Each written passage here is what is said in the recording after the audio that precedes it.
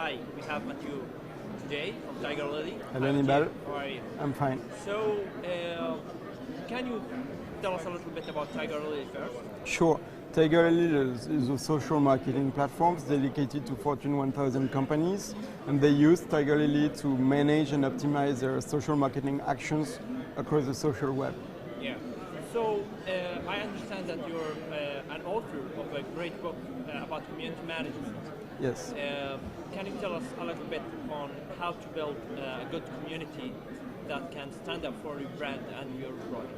Well, the first thing which is really key is to being able to establish a relationship of trust between the brand and the community. And in this configuration, the community manager has a key role to play because he is the one who needs to create a relationship of transparency, and also is the one who should create some value, some additional value for the community, whether it consists in content, in services. He is the one who should really strengthen the link between the brand and the communities and give as much value as possible to those communities. Yeah, and we've seen Yelp doing great in that area, in the community management area. So, do you think they have a secret sauce? You mean Yelp? Yelp, yeah. Yeah. Well, the thing is, Yelp is a service which is really useful. And that's really key to create a really loyal and engaged community. And the more they're able to identify what the community wants in terms of features, for instance, and build their product according to this feedback, the more they're able to really strengthen the links between those community and the overall brand. So Yelp has been able to listen to the community and give back by building a more relevant product for them. Yeah. So do you think offering free products would strengthen your community? Well, it can be a beginning, but I believe that communities also are very willing to pay for some value, from some valuable service, for instance. And so it's good to start with a free service to grow a big community, but eventually if you want this community to be engaged, if you want this community to be satisfied with your product, you have to enrich it, you have to improve it, and for that you need some money.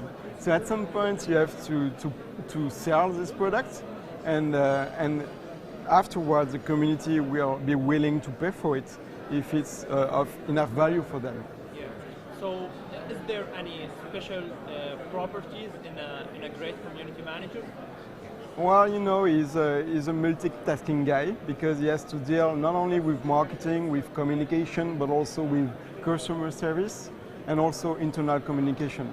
So he has to deal with a lot of different people within the company, lots of different departments, and he has to be able to create some contents, to answer in a timely manner and adequately the most sensitive comments.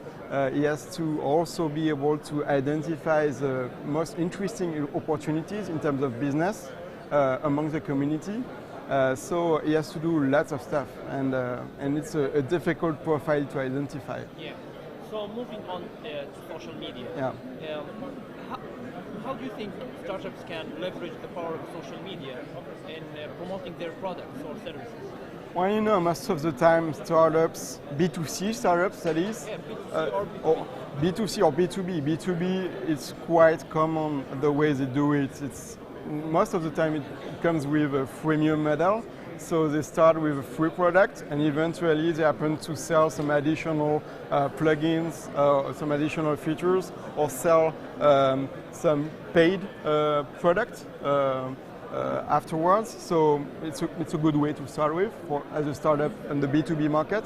And in the B2C, it's pretty much the same, except that maybe they might change the prices a little bit more. For instance, if you're a startup launching a mobile app, then you can launch at maybe $1, and afterwards maybe a little bit change the price to $1.3, etc., etc. So it might be a way to play on the price and see which is the good price for the community and not just for the company. Yeah. So do you see any hot trends in the social media space? Well, there's many kind of trends. It's really difficult to answer this question. From my point of view, serving the biggest brands, I see mainly two trends. The first one has to deal with social intelligence, so being able to identify what could enable the brands to be more efficient, to be more relevant when they engage with communities. That's the first thing, being able to interpret the data and to optimize their actions accordingly. That's the first thing. The second thing has to deal with customer intelligence. So being able not only to get to know your fans or followers, but being able to see what they did when on your last campaign, for instance, what they like. It's enabled brands to be more relevant, to target relevantly users also, and it's just the beginning right now on the social web because departments within companies need to work a little bit more together, whether it is CRM departments, marketing departments, and social team within this marketing department, and but it's a promising trend for me. So what's your take on Google Plus? We all know it's here to stay. Yeah, Google Plus is really interesting. What interests me the most is that when I check my phone and look for some place when I'm in the street, for instance, I'm really interested to see that some Google Plus pages from local store are showing up really quickly in the search results.